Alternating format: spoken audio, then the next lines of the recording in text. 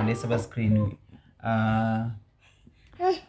akaroyiwa akapuwa huku iye aifungiza soti huku but icho chitori chidhoma, so chidhoma ichi chaidya vana, so iye anga asingaite vana, pese paita vana aita miscarriage. But we see kuti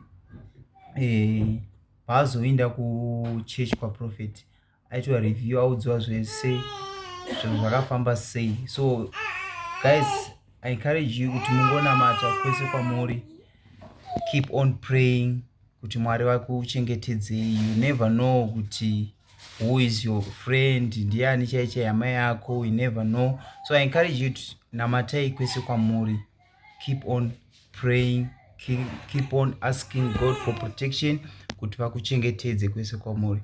So don't forget to subscribe, don't forget to like, don't forget to comment. Yours Media ZW. I love you guys. Maziso enyu anenge achiona unge huku asi chidhoma. Saka nekuwanda kwazviri kutoita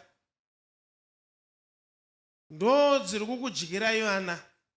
Nguva zhinji munoti mukabata pamuviri panobva sekutaura kwamaita. Ichokwadi Prophet. Nhumbu dzenyu dzaperera pasi dzakawanda. Ichokwadi. But Jehovah vataura kuti huku ndo problem. Zvinondoitawo sei Prophet, timawandira dzaita huku dzacho. Chekutanga chatofana kutotenda Mwari inyaya yekuti